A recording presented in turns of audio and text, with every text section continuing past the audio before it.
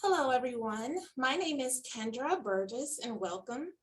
I am currently a board member for the National Council on Independent Living, and I'm also the public policy coordinator at The Whole Person, which is a center for independent living in Kansas City, Missouri, serving people with disabilities. For my visual descriptor, I am a Black woman with short, curly, natural hair, and I'm wearing a black dress with gold earrings. And my pronouns are she and her. Again, welcome to the Community Living Summit, brought to you by the University of Kansas Research and Training Center on Independent Living, and in partnership with the National Council on Independent Living. I'll be your host today. Again, my name is Kendra Burgess, and I also am here with Jenny Sitchell, who is from Nickel, and she will be assisting us today. First, we'll start with accessibility and logistics tips so that you can fully participate in this webinar and we can ensure that everything runs smoothly for everyone. Please reach out to Jenny if you have any questions or need additional support. Regarding captions, captions are available in Zoom today. Click Show Subtitle in your Zoom menu bar to turn them on. Captions are also running in AI media. That URL is way too long to read, but it's available on the session webpage, and we will also share it in the chat today. AI media allows you to enlarge the font and change the color and contrast of the captioning. ASL interpreters are also present today and will be here for all of our conference events. We are presenting in gallery view, so the interpreter should always be visible in your screen. Please let us know if you cannot see the interpreters. And presenters, you will need to be in side-by-side mode if you are sharing a PowerPoint today. If your host shares a PowerPoint, you will see the menu bar that says you are viewing host name and then the screen. Click View Options and select Side-by-Side View. This will allow you to see the PowerPoint presentation and the interpreters at the same time. If you are using dual screens, you may also want to click Optimize for dual screens. You can adjust the size of the PowerPoint and interpreters by using the slider feature in the middle of your screen. We do not recommend joining this session by mobile or tablet if you want to see the presenters and the PowerPoint at the same time. But you can swipe left on most mobile devices and tablets to change your view. Public chat is turned off for this session, but you will still be able to send chat messages to the host and the panelists. We ask that you reserve the chat for requests for technical support. And please do not use the panelist chat to submit content questions for the presenters. We provide 3 easy ways that are accessible to everyone to submit those content questions. Number 1, if you choose and you're on Zoom, you can simply type your questions into the Zoom Q&A tab. Again, that's the Zoom Q&A tab on your screen. Number 2, you're also welcome to email your questions to jenny@nickel.org. Again, that's JENNY@ncil.org. And then finally, if you're participating by only the phone today, you may press *9 to indicate you have a question. And lastly, this program will be divided into 6 segments with different presenters. So questions will be allowed at the end of each segment. And again, once all of our presenters have finished sharing their content for the day. We hope these accessibility and logistics tips have been helpful for you. And so now let's get to why we are here today. With that, let me introduce Dr. Jean Hall. Dr. Hall is the director of the Research and Training Center on Disability Living and the Institute for Health and Disability Policy Studies. Jean is the Principal Investigator, or PI, for the Research and Training Center and Promoting Interventions for Community Living, a funded project, an NIDILRR funded project, and the PI for Kansas City Disability and Health Program, a CDC-funded project which seeks to improve access to health promotion activities and services for Kansas with disabilities. At this time, I turn it over to you, Dr. Hall. Take it away. Thank you, Kendra, and thank you everyone for being here today. My name is Jean Hall. I'm an older white woman with short, light brown hair. I'm wearing blue glasses and a green shirt, and I'm sitting in front of a white background. My pronouns are she and her. As Kendra noted, I am the director of the Research and Training Center on Promoting Interventions for Community Living, or the RTC PICLE. And today we're presenting a Community Living Summit, and we'd like to acknowledge our funding from the National Institute on Disability, Independent Living and Rehabilitation Research, or NIDLR. Next slide, please. And before we start, we want to give a big thank you to our Scientist Consumer Advisory Panel members for this project. They include Brian Avery, Fabricio Balcazar, Ron Garcia, Catherine Graham, David Keir, Sierra Royster, Phil Rumrell, Tom Seekins, Jack Stratton, and Renita Wilkes. They guided us throughout the project and gave us great advice and kept us going throughout the years of the project. So thank you. Next slide, please.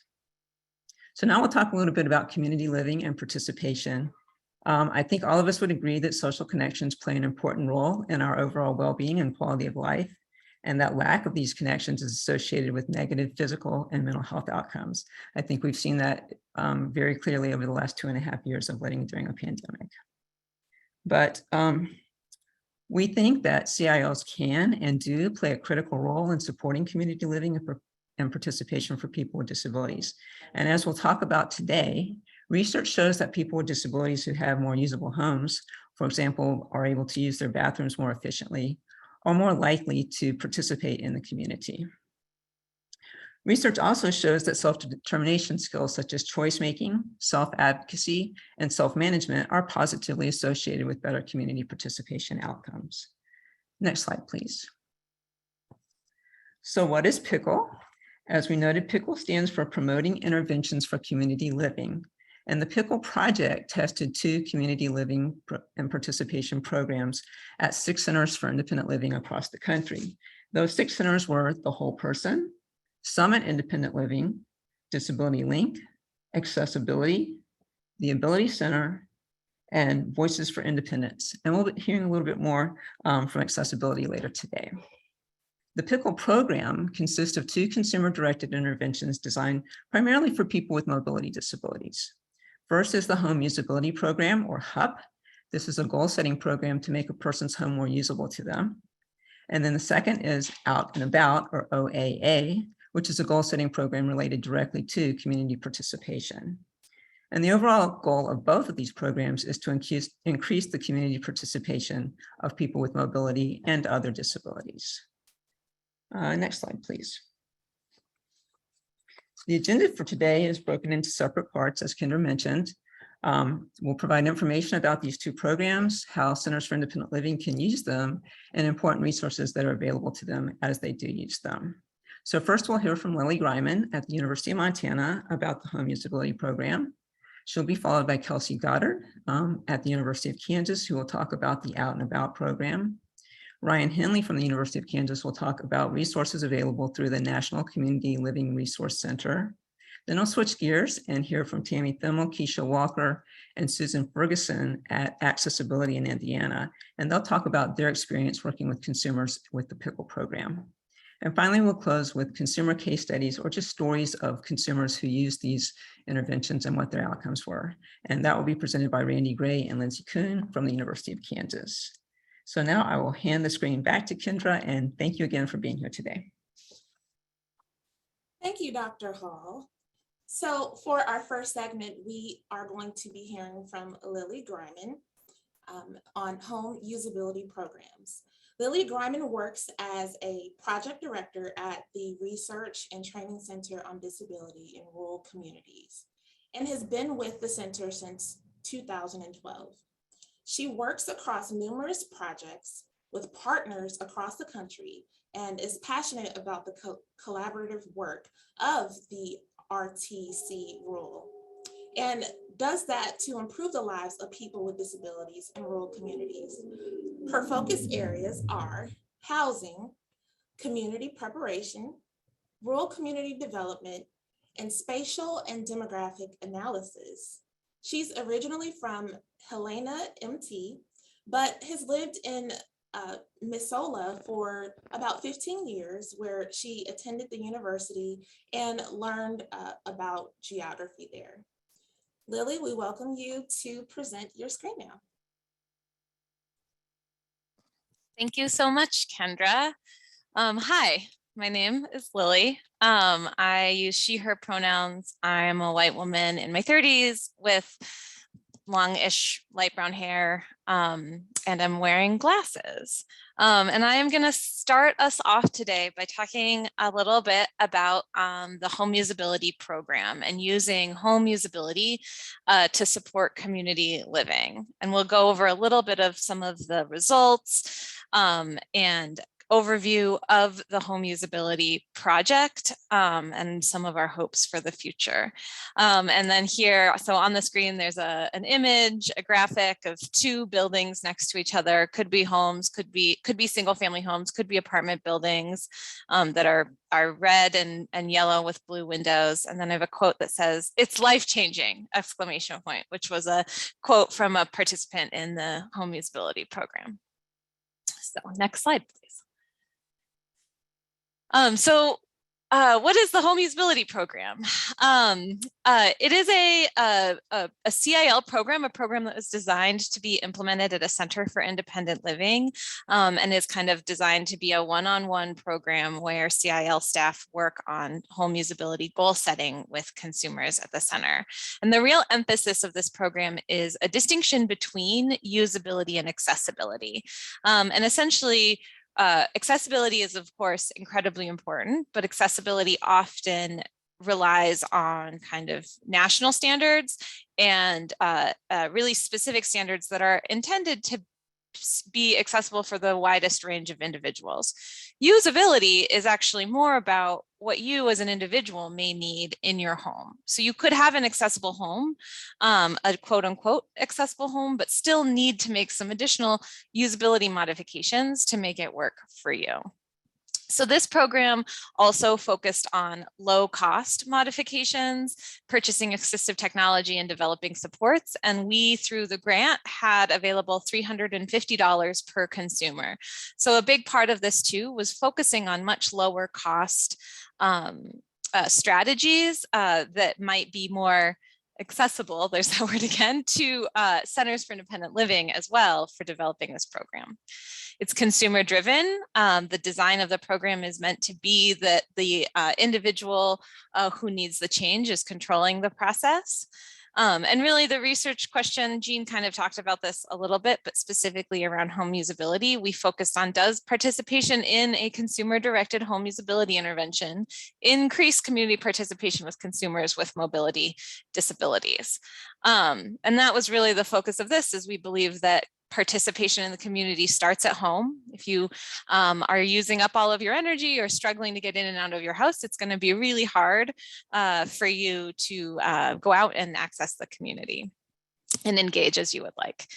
So we collected a variety of data on this project. We asked all of our participants to answer paper surveys, and then we also did some interviews, and that's been this more recent phase we'll talk about. We asked about levels of pain and exertion throughout the home, and then also questions on health. So next slide.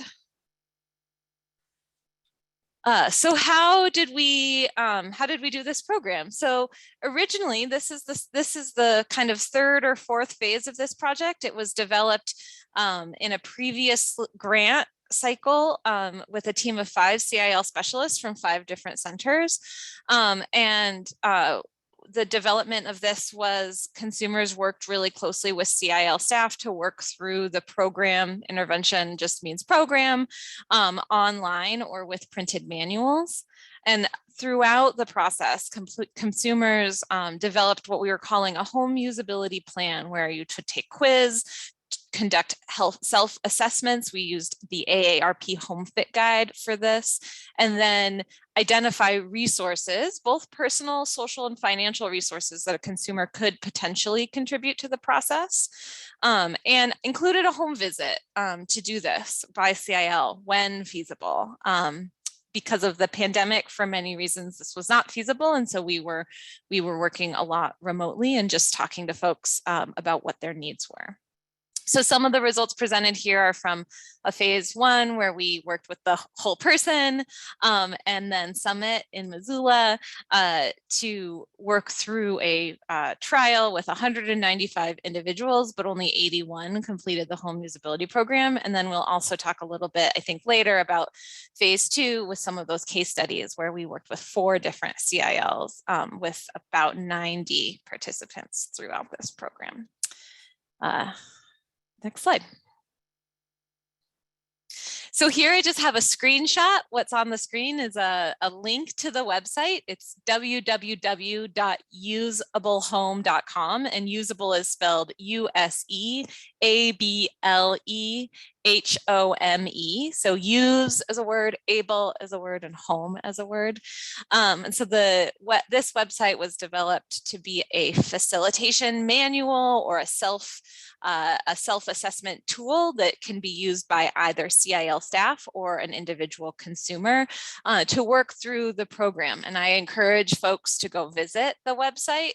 It is still and may always be somewhat of a work in progress, though we have high hopes to get it cleaned up and out into the world. And we also have a PDF manual of all of the activities and content from this. So this is the tool that CIL staff used to work with consumers. And I encourage folks to check it out too and see what they think. And always, always, always would love feedback about things that don't work or that don't make sense. So I really encourage folks to go to www.usablehome.com. Don't forget the E and U's. And on the screen, again, you'll see there's the little home usability program icon of the red and yellow buildings side by side. All right, next slide. So I wanted to highlight a couple of a range of items that folks identified as home usability projects while going through this program. This program was incredibly open, and we tried to be incredibly non-prescriptive about what counts as a home usability project. To be honest, if it impacts your ability to use your home, it's a home usability issue. So we kind of have this separated down into different categories. We had home usability programs that focus on bathing and grooming, including things like installing grab bars, purchasing shower chairs, non-slip mats for the shower, to support cleaning, robot vacuums, long-handled dusters, storage solutions. So either, maybe Tupperwares or something for storage or shelving. Things to support mobility within the home, such as walkers and canes. Some general safety areas, fire extinguishers, medical alert devices, things to support entrancing, including hand railings on front steps, video doorbells, threshold ramps, cooking, lots of different adaptive cooking equipment, and actually also improved kitchen lighting, sleeping, a new mattress. Sleep is a really important part about being able to use your home. And I think sometimes goes maybe overlooked. Moving, we actually also supported some consumers to move into a more accessible space. And so we were able to help cover some of the costs of moving. Dressing, assistive equipment for dressing, like shoe hooks, and I think there's other things, but I don't remember. And then furniture, we had folks that were able to purchase lift recliners and then make accessibility modifications to furniture throughout their home, or purchase furniture as needed. And then also just other assistive equipment such as reacher grabber tools. Next slide.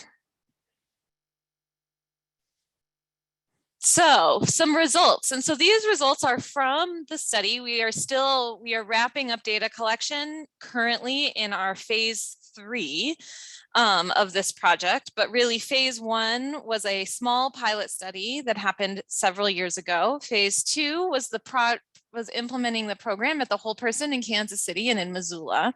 And these results are from that.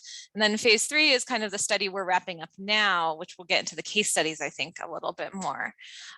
So what we saw, though, from our quantitative of the numbers of the paper surveys that people completed, we really saw that this consumer-directed home usability program positively impacted participation in social and recreational activities. We defined social and recreational activities as activities that you go out and engage and want to engage in that are like bonus activities. So socializing with friends, maybe going to the movies, going to an event, not things like doctor's appointments. We didn't see much shift in ability to go get groceries or go to the doctor's appointments, things that you kind of have to do often, or you find a way to do no matter what. These were more of these things that people choose and want to do around socializing and recreating. So we saw that program participants reported a 39.5% increase in those social and recreational activities right after they completed the program. And it did, however, kind of go back down longer. We surveyed folks 6 months after the intervention as well, and we did not see that change hold. So there's some reasons for that we could think about. But really what we also saw is within the changes that we made, that bathroom safety and sleeping changes seemed to have the most impact on consumer participation out in the community. And that's perhaps not surprising to many of us. Being able to safely and comfortably use the bathroom, feeling safe and free of risk of falls in throughout your house, and being able to sleep well are pretty important things to being able to go about your day and have the energy and the capacity to engage out in the community. Next slide. All right, and just a couple of quotes from participants. These are more kind of about the program and just a little bit of a reaction that we heard. We've been able to ask these kinds of questions of most of the participants, particularly those who are wrapping up the program now. And the first quote says, "The home usability program kind of gave me a sense of if I were to do even more accessibility modifications to my home, kind of the process, kind of what would I need to think about and go through prior to making that happen. So making sure that I have the money set aside, obviously, but also contacting people, getting different estimates and things like that. So really learning about, this consumer really learned about how this, all of those different steps of kind of making the change that you want. And then another quote here, "I learned how to better ask some questions. I also learned that there are resources available that you might not initially think of." And I think that leads us well into the next slide, if I'm thinking of this correct. Yeah, so a huge part of this program was, of course, the funding that came from our research grant in order to support it.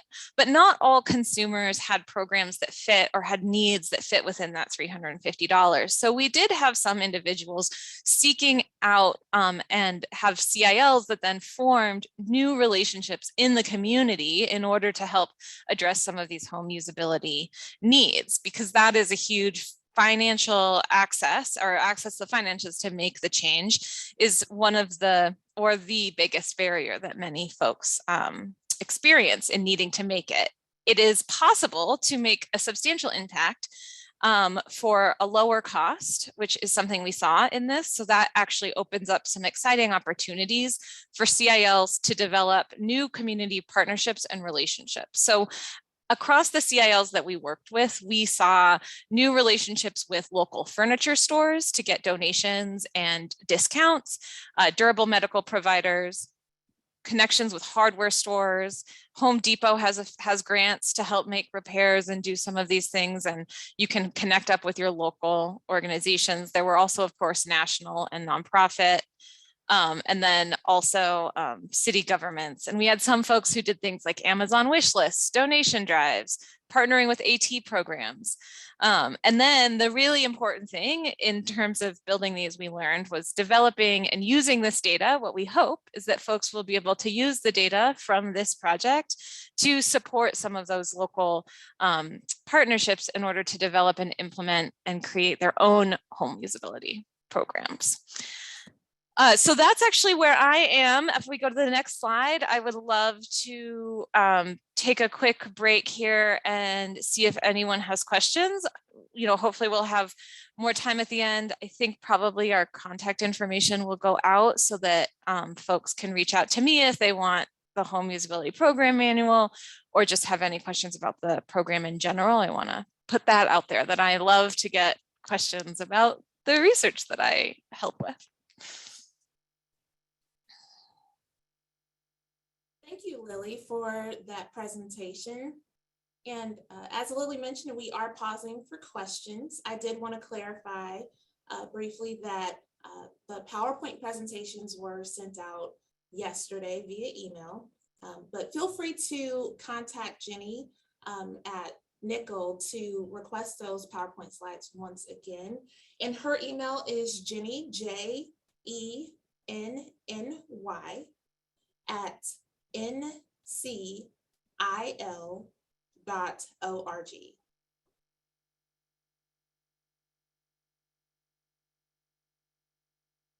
And we're also going to try to put them in the chat today. So pausing for questions as well. So we do have a question for you, Lily, in the chat. And it reads, will your research team in MT reach out to other CILs and SILCs to encourage them to use these tools to make many more homes usable for individuals with disabilities? Oh, that's a great question. And I said I was going to get into next steps in my presentation. I didn't. So that is a next step right there. Yes. I think it's really, this program is based out of Kansas. So for the purposes of this, while I'm in Montana, my research team is in Kansas, which is wonderful. And we are in our kind of final stage of this project. And a lot of that includes packaging and cleaning up and repurposing all of this to go out to you all, to folks at centers. And so while it is actually available for you to go and look at now, we will be spending some time and effort in kind of cleaning it up and getting it all wrapped up and ready to go. So that is the hope. So I think hopefully through continued partnership with Nickel, we'll be able to start sharing some of those resources as they get out. And again, if you are specifically interested in this, I encourage you to connect with me. And we would love anyone who's interested in helping us review them as well and providing some additional feedback always. So please reach out. But yeah, you'll see more from the Home Usability Program for sure. Excellent, thank you. And our next question, what is the hypothesis, for why community participation fell between the initial rise and the 6-month follow-up? It's a really excellent question. Thank you for asking that. And I can also share a manuscript that we wrote and published on this particular study. And it's hard to say, but we think that it was really the value and the importance of working with the Center for Independent Living staff.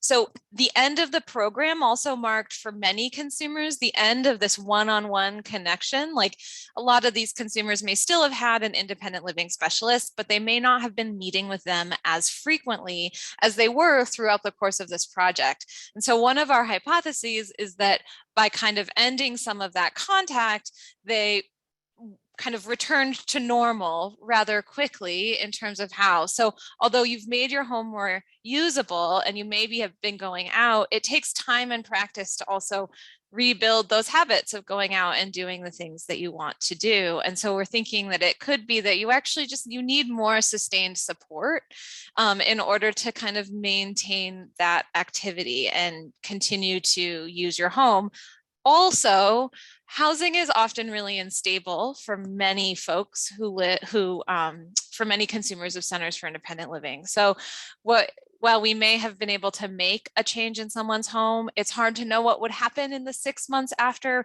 People may have moved housing dynamics could have changed. There's kind of a lot that's a little unknown in that. So I think what we hope is developing the skills to be able to identify what you need and resources in order to get that are things that are transferable from one housing situation to the next. Excellent. And this will be our last question for this segment, but if we didn't get to you, please hold your questions for the end of programming as well. We'll try to circle back to you. But our last question for now, do you think architects and community builders will be receptive to home usability and or universal design?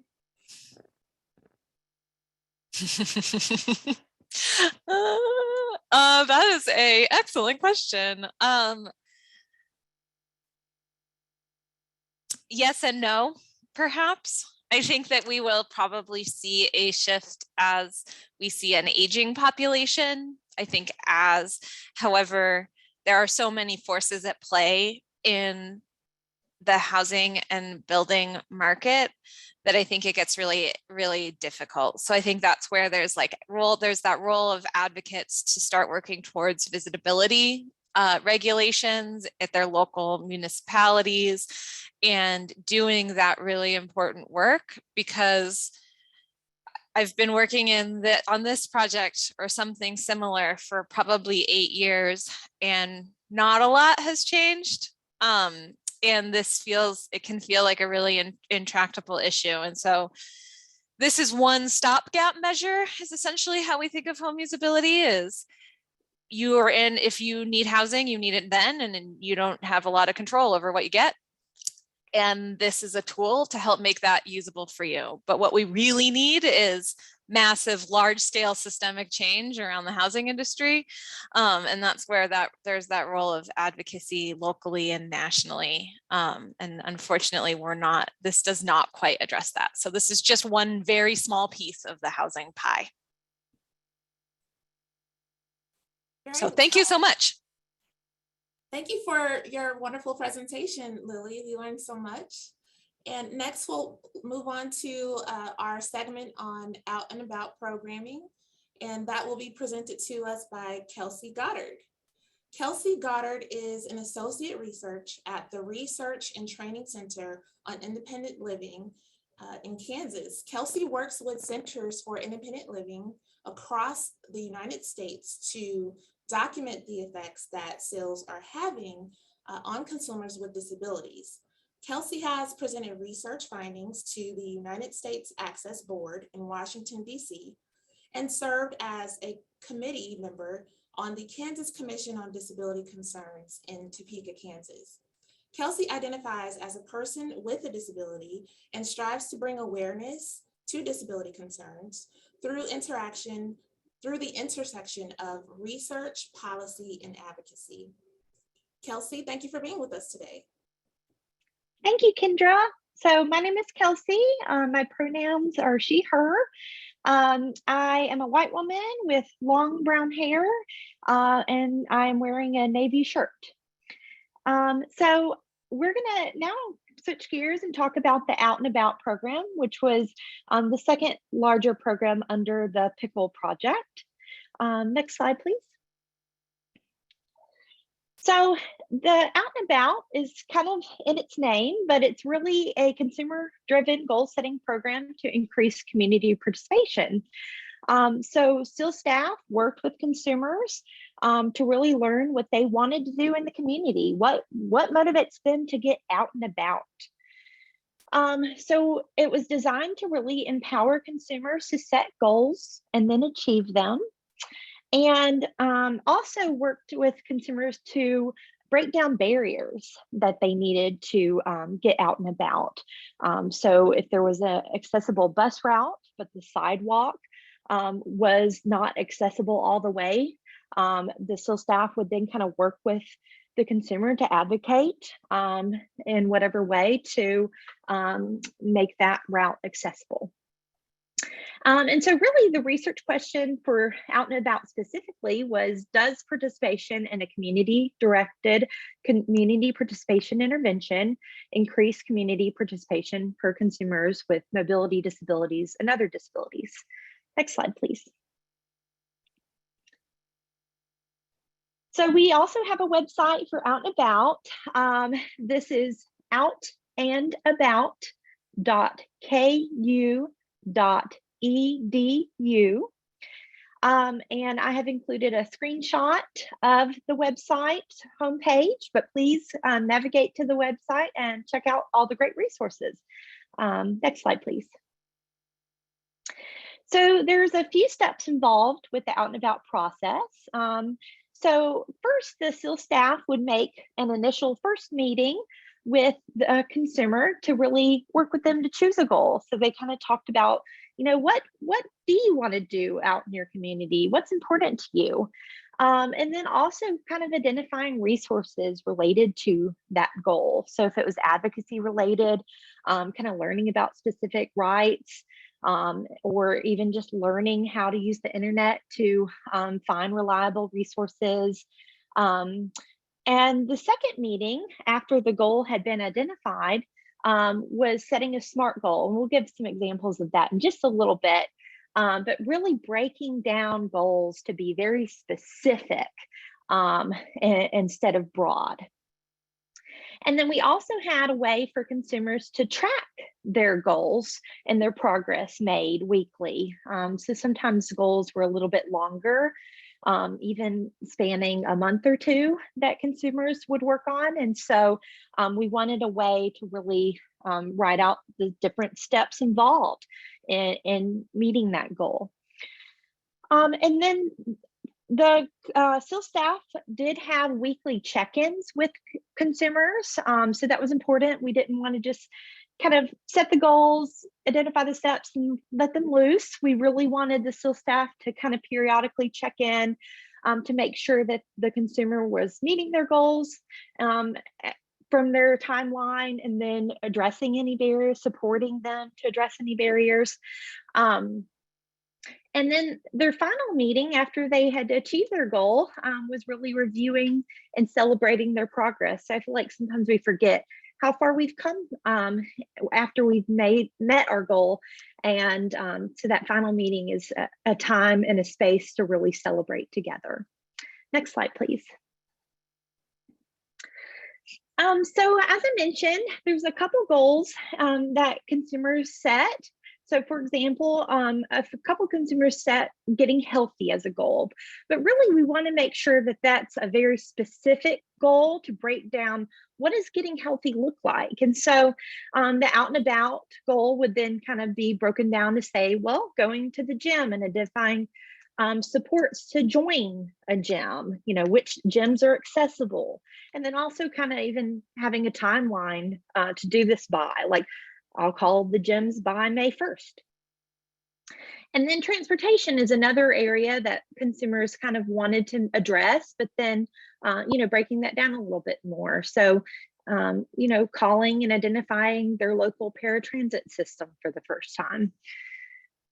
So we had a lot of different goal categories that consumers would work on, including advocacy, home living, information seeking, relationships, getting and staying healthy, and navigating the community. Next slide, please. And so because we're nearing completion of this project, we actually have a list of projects that consumers successfully completed through the Out and About.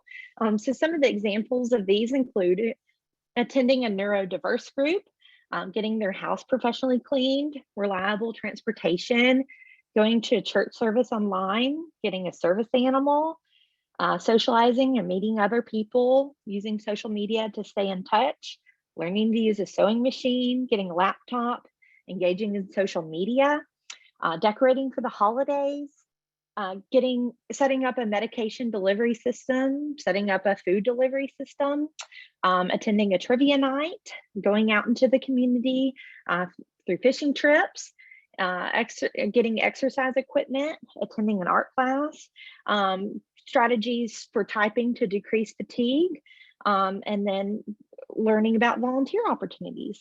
So just kind of wanted to review that list to give you an idea of the broad range of goals that consumers were interested and worked on. Next slide, please. So this project was very much implemented during the pandemic, and in the name is literally out and about during a time when consumers were very wary of going out and about. So there were implications of the coronavirus pandemic on Pickle. So some of those included, when we first started out too, we were very much thinking of community participation as physical participation outside of the home. So how many hours are you literally outside of your house? And we kind of thought about it and discussed with our SEAL staff that that's not quite as meaningful during a pandemic. So really kind of pivoting, like, what does community participation look like from home?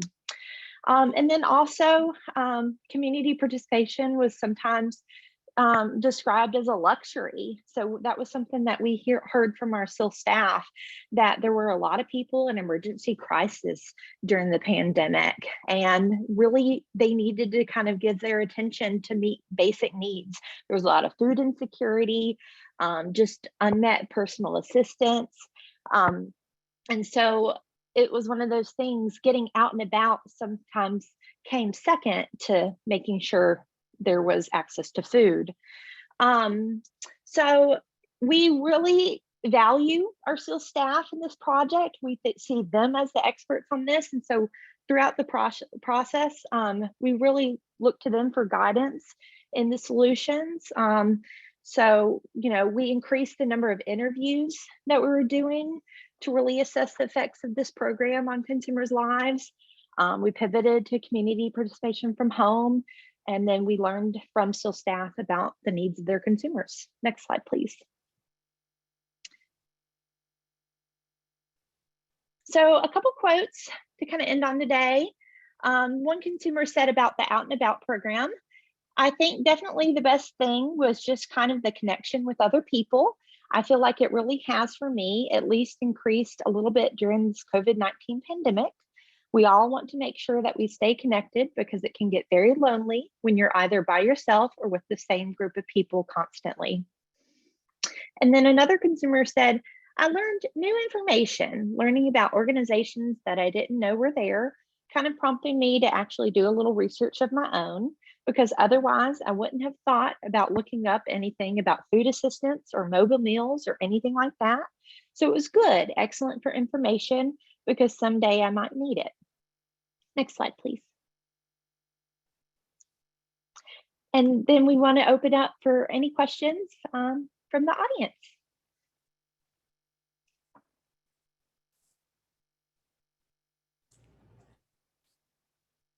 We are monitoring the chat, so feel free to put your questions there, and I will read them aloud. Kelsey, thank you so much for that presentation. Thank you.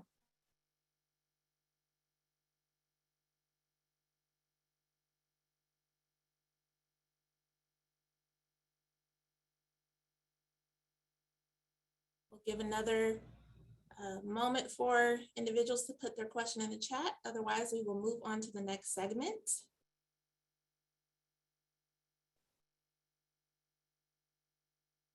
All righty. Well, seeing none, we will move on to our next segment. So here with us to present on the National Community Living Resource Center is Ryan Henley. Ryan Henley is a research assistant at both KU's Research and Training Center on Independent Living and the Kansas University Center on Developmental Disabilities. Ryan graduated with his associate's degree in general studies from Johnson County Community College and was a participant in the Project Research Program. At the RTCIL, he assists with literature reviews and works with survey and transcript data for promoting interventions for community living. At this time, Ryan. Thank you, Kendra. So as she mentioned, my name is Ryan, and I am a white, part African-American, part Asian male with a headset and wearing glasses and wearing a navy blue shirt in an office setting. So welcome to the presentation on the National Community Living Resource Center, also known as the NCLRC. We are excited to have you join us for this presentation. I'll be walking you all through how our center works and what it looks like via our website. When we get to the end of this presentation, we'll hope to use that time, just like before, to answer any questions you all may have for us that we shall answer for you. Next slide, please. So what is the NCLRC? It is a database of interventions of proven value to researchers, consumers, CILs, and others who promote community living for people with disabilities. A link is provided on the slide to the website. It is CL Resources, so CLRESOURCES.org.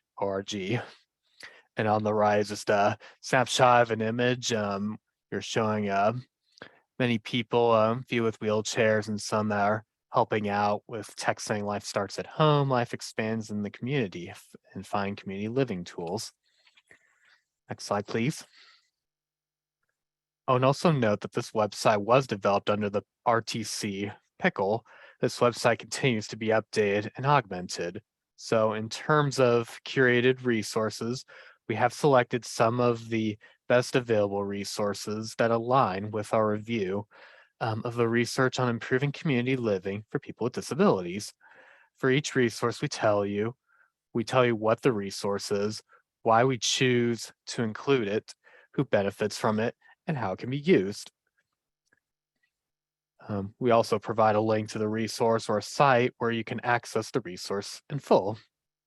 Next slide, please.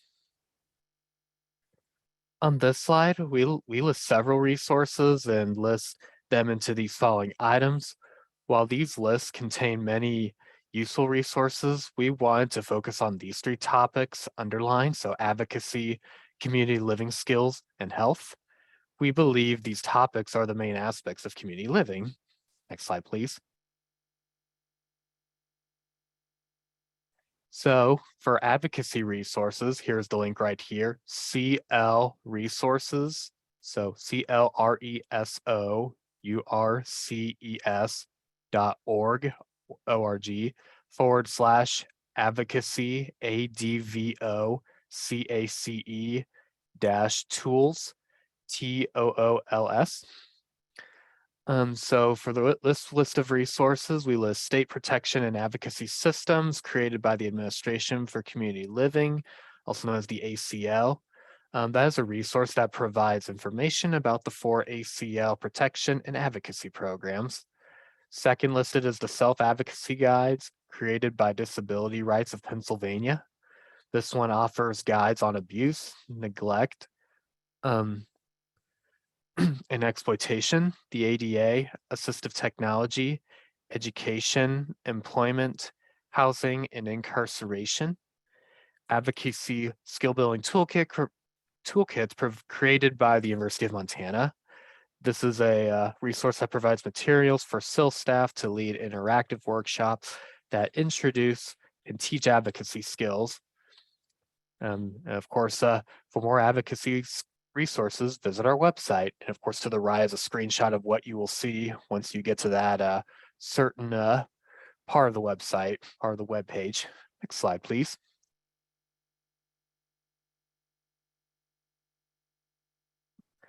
All right, community living skills resources. For this URL, it'll be CL Resources, so CLRESOURCES.org/community COMMUNITY -living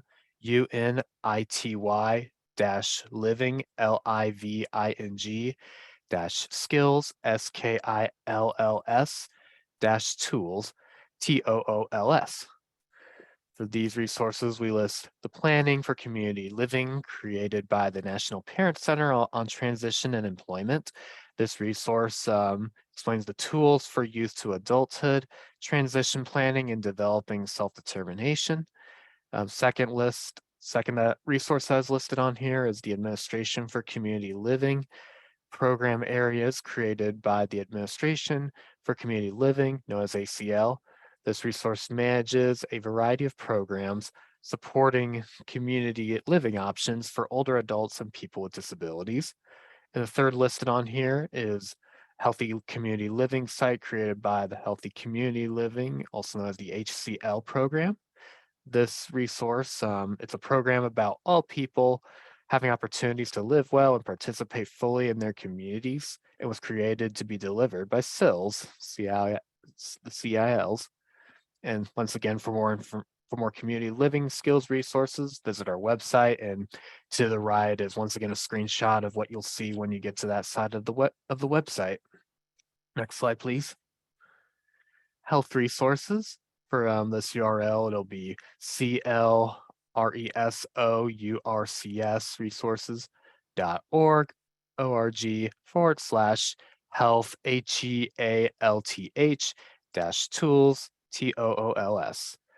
For these resources, we list the National Disability and Public Health Resource Center for People with Disabilities, known as the NDPHRCDPD, created by the American Association on Health and Disability. This resource includes research abstracts, health disparity data, and links to information of interest to people with disabilities and the people who serve them. The second resource we have is Rehabilitation and Choosing a Facility, created by the Christopher Reeve Foundation.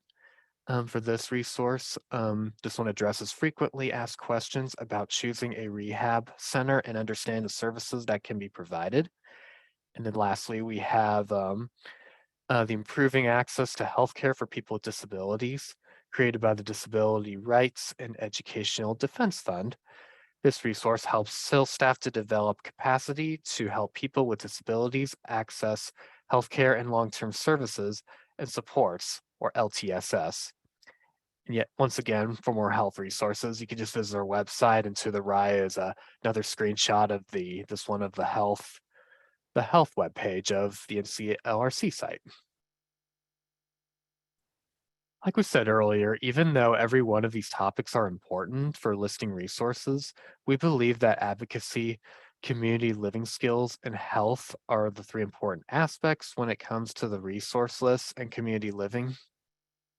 Next slide, please. And another way of finding resources is using a search tool that is available on our website under the Find Resources section. With this tool, you can filter by specific keywords and resource type to find what you need that is available. So again, to the right is a screenshot of the Find Resources webpage of the site.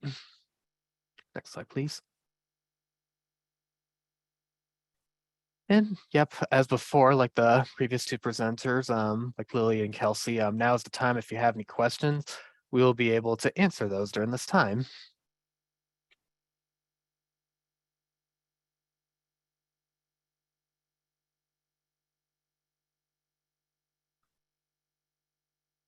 Thank you, Ryan. Yes, we are continuing to monitor the chat for questions. We'll give just another brief moment for anyone who is still typing their question into the chat for Ryan.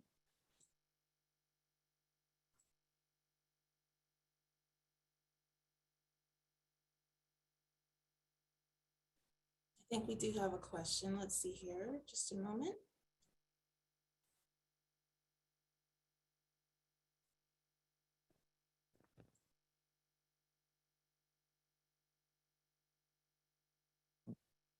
Well, Ryan, right now you're getting kudos in the chat for the amazing resources that you've been compiling for consumers and advocates. Cool. Alrighty. Well, if you have more questions for Ryan, feel free to hold those for the end of our session today. Mm-hmm. And we will move on to our next segment here. Thank you, Ryan. Thank you, Kendra. So next, we will be hearing from Tammy Thiemel. Keisha Walker and Susan Ferguson on the accessibility experience. So first, to introduce Tammy Themel. Tammy is the CEO of Accessibility. Tammy Themel carries out the strategic plans and vision established by the board of directors. She drives the team at Accessibility towards more is more, more services for more people with disabilities, leading to more independence and ultimately a better community for everyone.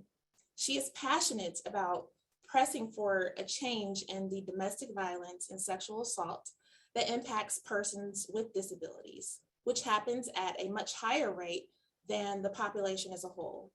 Tammy has an MBA from Purdue. Thank you for being with us today, Tammy. And next, I'll introduce Keisha Walker. Keisha is also at the same center as well, and bringing people and services together is at the heart of what Keisha Walker does at Accessibility, Center for Independent Living in Central Indiana. Keisha is the Inclusive Employment Advocate, BIN liaison for the Inclusive Employment Program at Accessibility. This program opens conversations with people of all disabilities at any point along their employment journey. Keisha has a degree in psychology and pre-med from IUP UI and her BIN certification from Indiana Institute on Disability and Community. Her passions include promoting access to medicine in underserved communities and advocating for inclusive and equitable employment for people with disabilities. Keisha is passionate about working alongside her peers, with disabilities and playing a part in helping the marginalized communities grow and prosper. Thank you for being with us, Keisha. And then lastly, we have Susan Ferguson. Susan Ferguson is the Chief Program Officer at Accessibility, the Center for Independent Living in Central Indiana. Accessibility advocates with and empowers all people with disabilities through supports and services. This work allows Susan to live out her personal values of social justice, employment, dignity, and curiosity. Susan has spent her 30-year career in social services and nonprofit leadership. She has developed a reputation for effective supervision and team development, resulting in improved retention and performance. Susan's experience includes leadership in family preservation, mental health services, victim services, and disability services. Susan earned her MBA from the Western Michigan University and CFRM, or Certificate in Fundraising Management, from the Indiana University Lilly's Family School of Philanthropy. So at this time, we welcome you all to share your presentation for this segment. Thank you for being with us again. Thank you. I am Tammy Themel. I am a middle-aged white woman with short dark hair and glasses and a pair of dangly earrings. You'll only see me briefly at the moment. We'd like to start all of our presentations by letting you know that as people with disabilities, we make mistakes.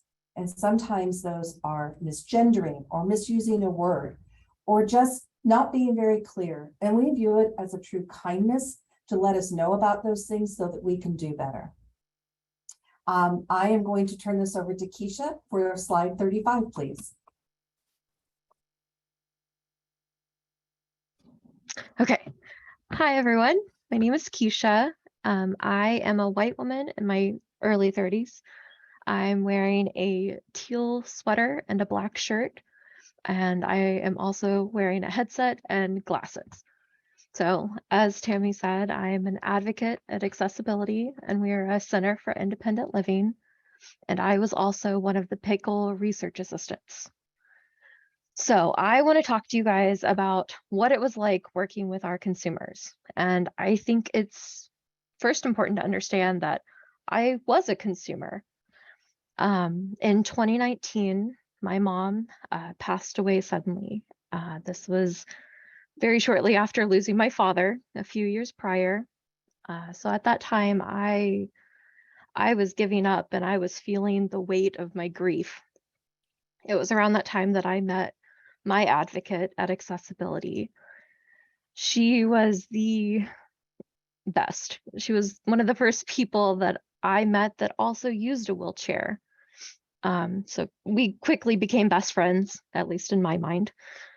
She inspired me, and I loved how accomplished her life was, and I was amazed by how independent she was. So it gave me hope again. And when Pickle was introduced at Accessibility, she shared the information with me and invited me to participate. To say I was excited was probably an understatement. Before taking my leave of absence from school, I had been doing research and I loved it. So this gave me the opportunity to contribute again. So I decided to participate, and I quickly set my goals. I knew exactly what I wanted to do. I chose the home usability program first. At that time, I acquired two animals after my mom passed, and there was a lot of hair. So I chose that I needed a Roomba to help me alleviate from vacuuming and having to fight with the cord getting stuck in my tires.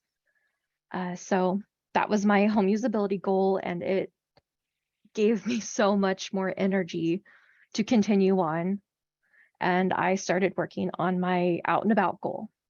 Now for this one, I aimed for the moon. I decided that I wanted to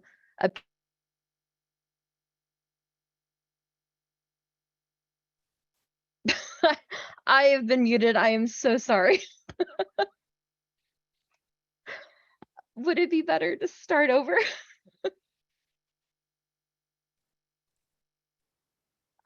Keisha, it's Tammy. You're only muted for a couple of seconds. Oh, good. Okay, I must have hit a button. I'm so sorry. Where could you tell me where I left off? Your dogs and lots of hair. Oh, okay.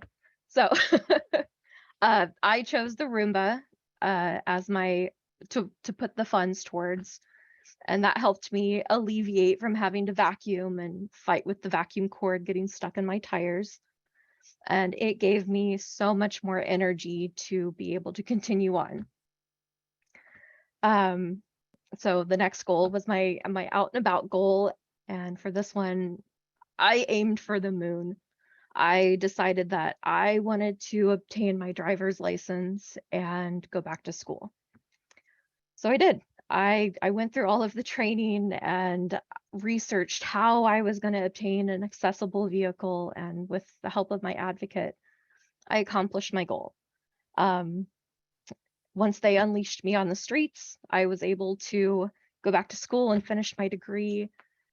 And it made me think about where I wanted my career path to go. And I loved the work that Accessibility did and the good that they gave to the community. So the Pickle project essentially helped me get out and about and find my career. So in the first picture, I actually apologize. In the third picture, these are out of order. You see me the first time behind the wheel. My advocate actually drove me to this appointment and insisted that she take this picture. This was a milestone. In the middle picture is when I obtained my driver's license. I texted my advocate promptly at 8 a.m. once I received it in the mail. And the last picture is the first time that I drove myself and my dog to a local park and we hiked around the woods. So with that in mind, I came into this project as a Center for Independent Living staff member with the mindset of a consumer, and it helped me understand the unique challenges of a consumer from their perspective. So if you could go to the next slide, please. Okay, so what was it like working now that I was gainfully employed? I Incorporating the pickle project into the accessibility culture was seamless. We were suddenly presented with this new opportunity to fund the unique needs of our consumers, and it was such a great privilege.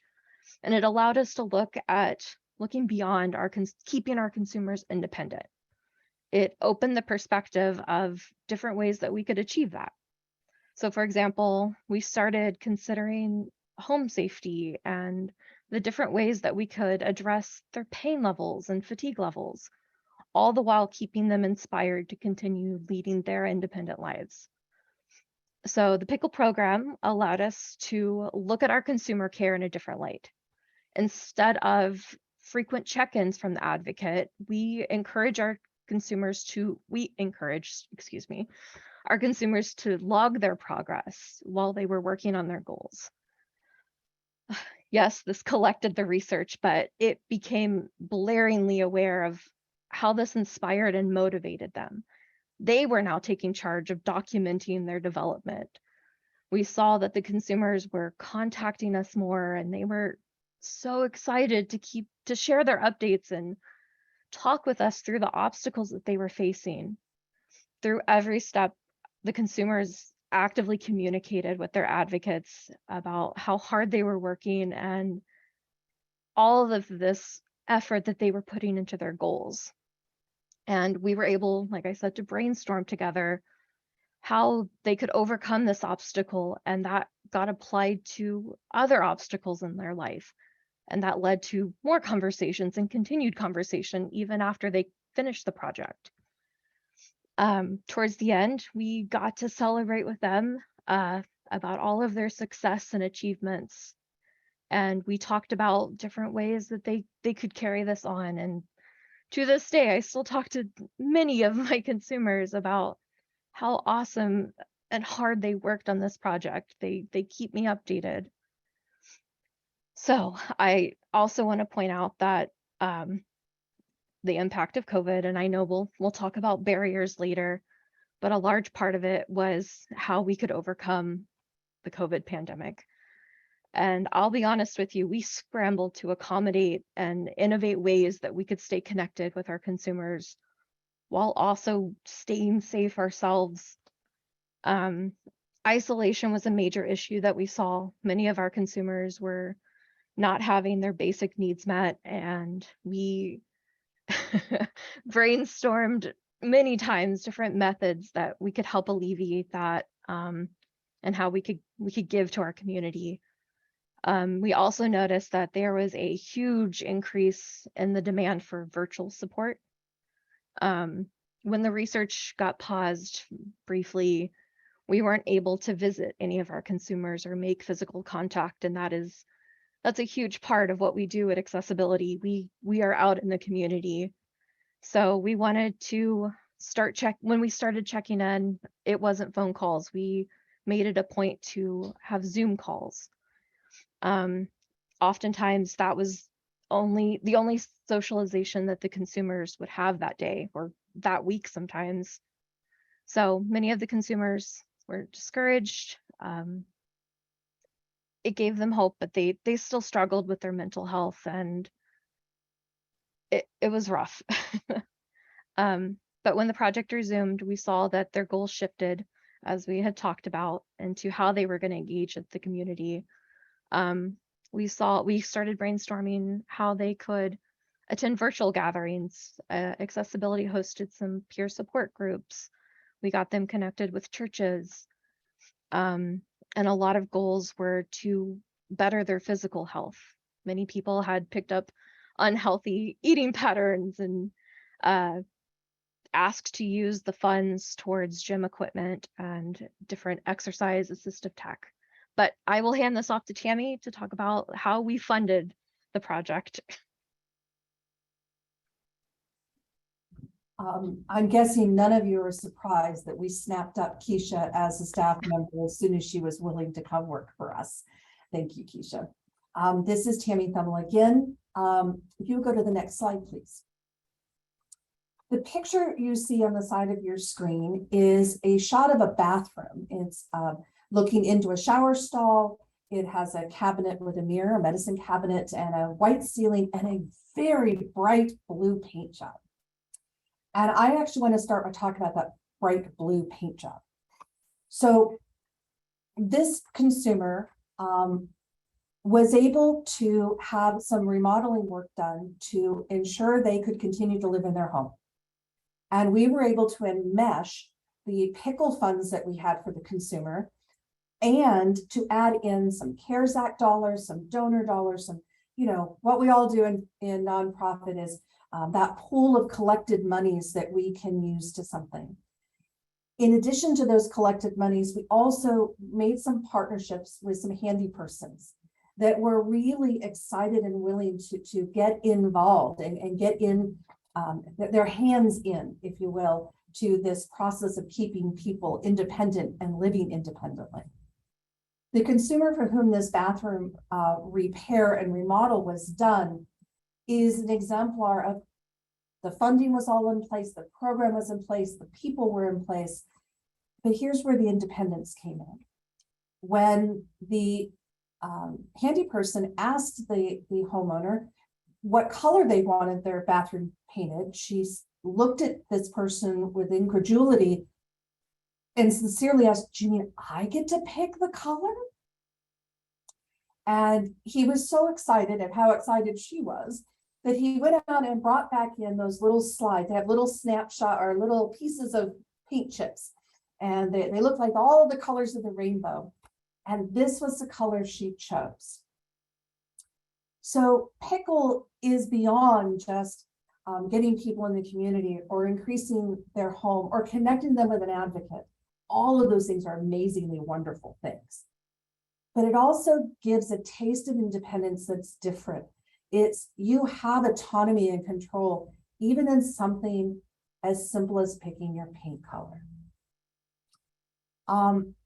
Continuing this program is key. It is one of our metrics this year, is figuring out how to continue the funding, to continue to take what we've learned from this program and move it forward. And we will continue, we're launching some fundraising to make this a reality. It's tough. Honestly, sometimes in Central Indiana, we can struggle a little bit with donors and grantors to understand that someone who owns their home needs our assistance. There can be some opacity to their generosity, if you will. So we are trying to increase that awareness of just how big an improvement this makes in people's lives. Many of the people in the pickle program, as well as many of our other consumers who have been able to benefit by some of this work we've done this year, are gainfully employed for the first time in years. They're out volunteering. They're helping us. So it isn't just one little piece. And if you walk away with anything, it's pickle has opened doors and opened eyes. If you wouldn't mind going to the next slide, please. The picture here on slide 38 is talking about barriers, and there's a person with their hands on a table with a watch. And the idea here is you're sitting down trying to figure something out.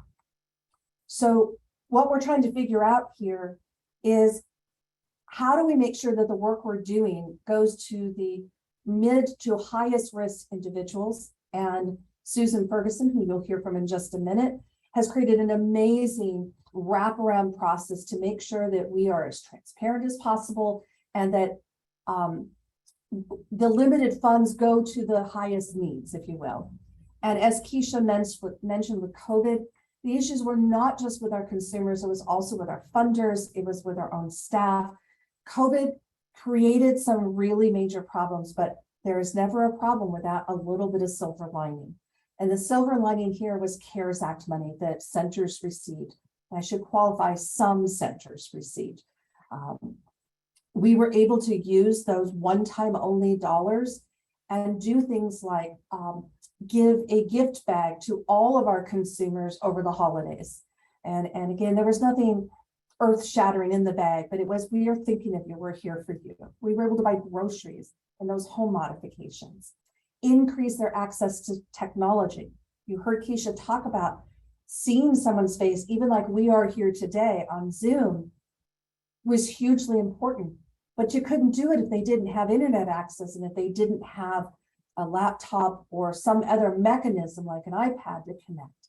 So we were able to do all of those things.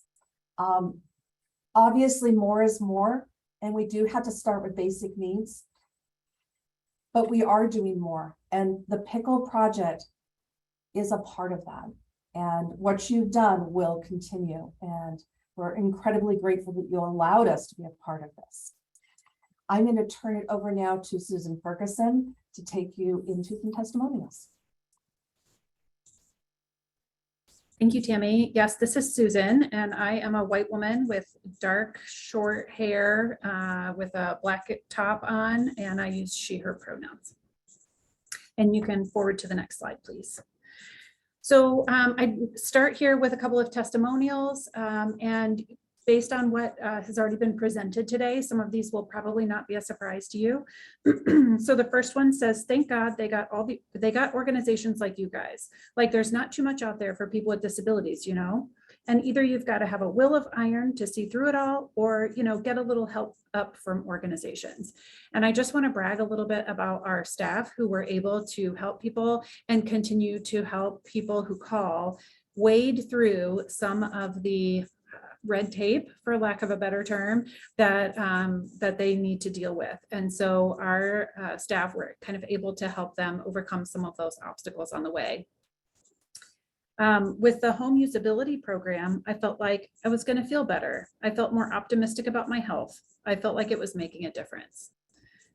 What a compliment to the services that were provided to that person, or the you know, what that person received. So great to hear them talk about how helpful this program was, and to increase the optimism, as you've heard Tammy and Keisha mention about how COVID was the opposite of optimism. So it's great to hear that optimism when they were able to participate in the program.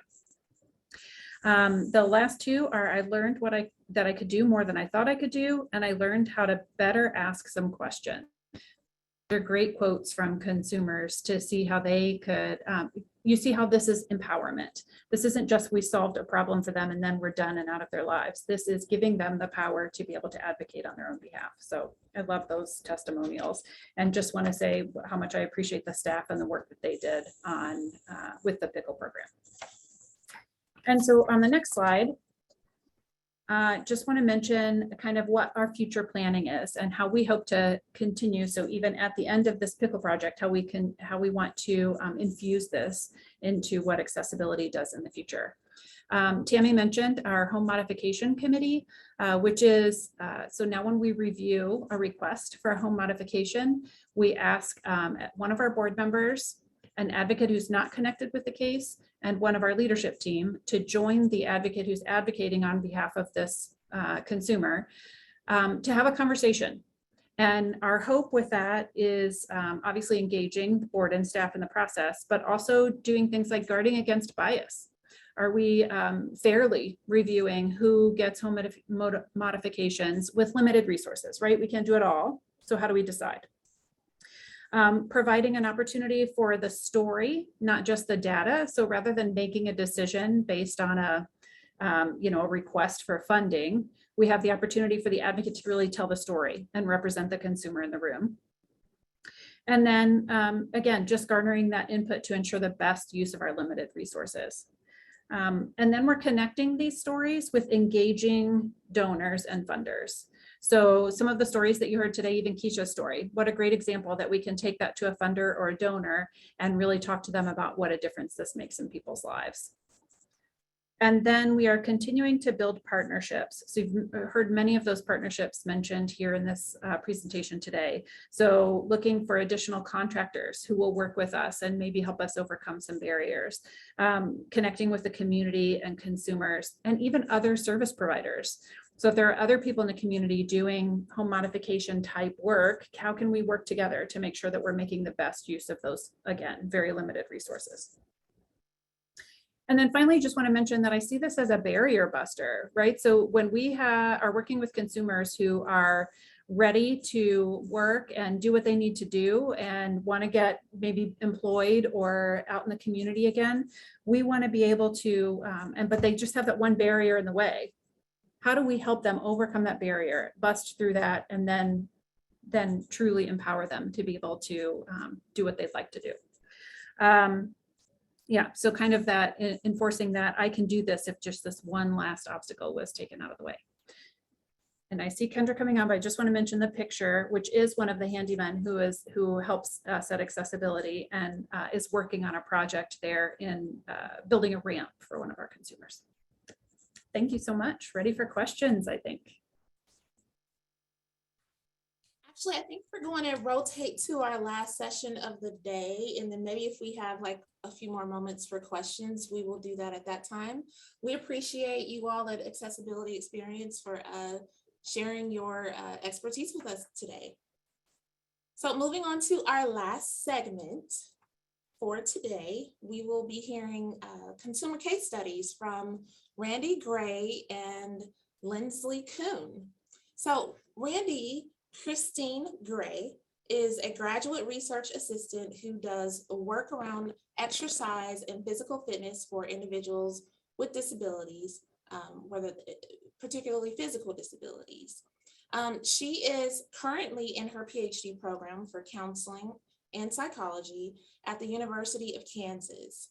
She holds a Master of Science in Education for Health Education and Psychology of Physical Activity, and holds 2 BAs in both psychology and in writing, rhetoric, and digital studies.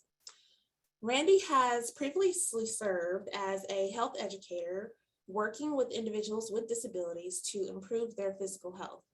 She continues to work in research on mental and physical health and is working towards her certification as a certified mental performance consultant. Thank you for being with us, Randy. And lastly, we have Lindsley Kuhn. Lindsley Kuhn joined the RTC as Associate Director in October of 2009. She holds a PhD in sport and exercise science with a focus on social psychology of sport and physical activity from the University of Northern Colorado. She comes to the RTC after serving as a postdoctoral research associate at the University of Illinois Urbana-Champaign, and her research explored the exercise challenges and needs of adults aging with long-term mobility and sensory disabilities, and evaluated the potential of various technologies to support and motivate physical activity participants. At the RTC, she focuses on physical activity and disability and assists with measuring the impact of home usability and out and about interventions on participants' home usability, community engagement, problem-solving skills, and self-determination. With that, I will turn it over to you guys. Hi, everyone. So my name is Randy Gray. I am a Black woman in my mid-20s with a light blue shirt on and long box braids. So with the time, we just kind of want to go over some really big points. And we hope that you guys get to read through some of these amazing quotes that we talked about. And so we interviewed lots of consumers that participate in the Home Usability and Out and About project. And on the screen, you will see 2 pictures. One is the reclining chair with lift and heat capabilities. This is also pictured, the first picture that you will see.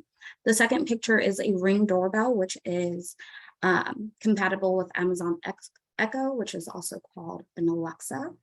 And that is a video security system that records outside of your home and can connect to the Alexa. Next slide. So again, I hope you guys can go ahead and read through these later on, but some big notes that we just wanted to harp on is that many of our participants were doing this during COVID times. And so several of our participants, when we went and interviewed them, we found out that due to domestic violence or loss of work, they were at risk of homelessness. And so even having things like the recliner chair kind of was pointless because they didn't have those basic needs met. But we also heard that people were able to decrease their pain for it, and they were also wanting it because it was able to help them on their bad days. Next slide. We also heard about the effects of the recliner chair, which was they got to increase their dignity, increase independence, increase participation, and decrease pain.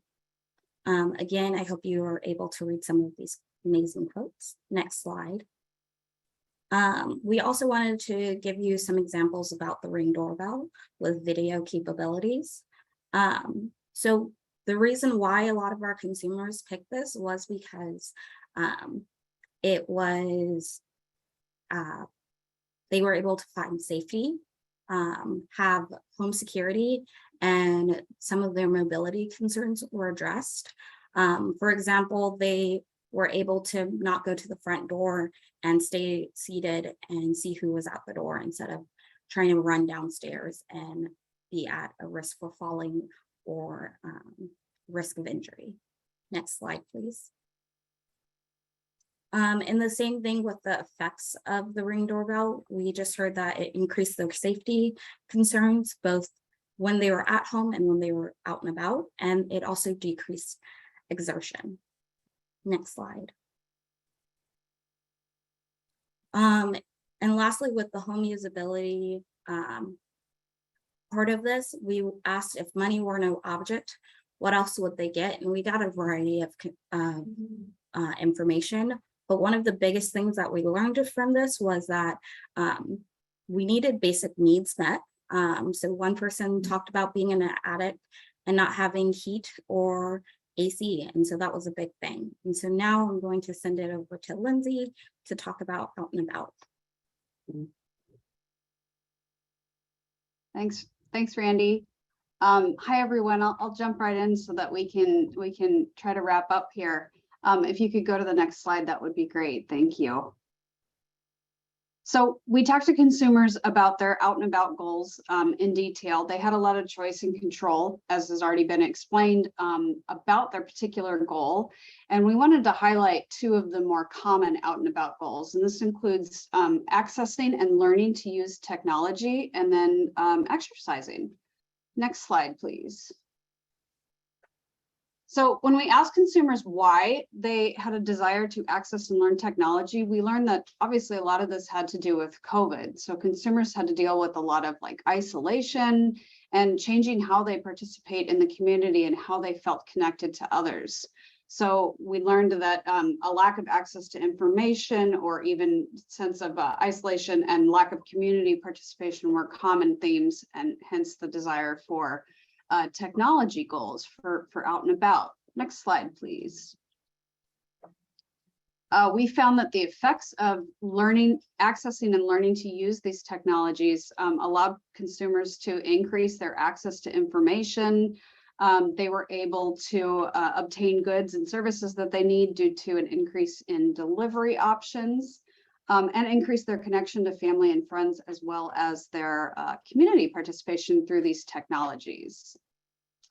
And I'm afraid I'm at time here, so I'm just checking in to make sure I need to stop or if I should keep going. You can still take another like 30 seconds or so. And I know you only have like 2 more slides, so okay, something like that. So finish off the slides. We probably won't do a Q&A. But if people do want to submit questions later, that's fine. And then we'll close out as soon as you're done with your slides. Okay, thank you. Next slide then, please. So consumers also set a lot of exercise goals related to the Out and About program. When we asked consumers why they chose this goal, there were obviously a lot of health reasons for it. So particularly weight loss and concerns about mobility limitations. Next slide, please. The Out and About goal of participating in exercise, it did serve to help increase mobility as well as community participation from our consumers. Next slide, please. So in general here, we just want to conclude that, the pickle process can be used to more broadly help consumers to address home usability and community participation needs. We learned specifically that consumers' needs are complex and individualized, and yet many can be addressed with these targeted interventions and design efforts to promote home usability and getting out and about into the community. So we asked consumers about their overall experience with the pickle program, and we just wanted to share some of these final really positive quotes on the effects of this intervention. And I'll stop there. Excellent. Well, thank you all so much for that wonderful presentation to share with us some of the consumer case studies and the successes that you had. And at this time, I'd like to close today's program by thanking all of our participants for being with us today, for your time. And thank you to those who have attended this session today as well, who've engaged us with so many questions. If we did not get to your question, feel free to submit those to Jenny at Nickel. And her email again is jenny@ncil.org. And we will do our best to get those addressed by our presenters today. And lastly, just a reminder that this session was recorded today, and we will send out an email to all registrants with the link to this recording, as well as the slide presentations that were shared today. And with that, I wish you all a great day. Thank you.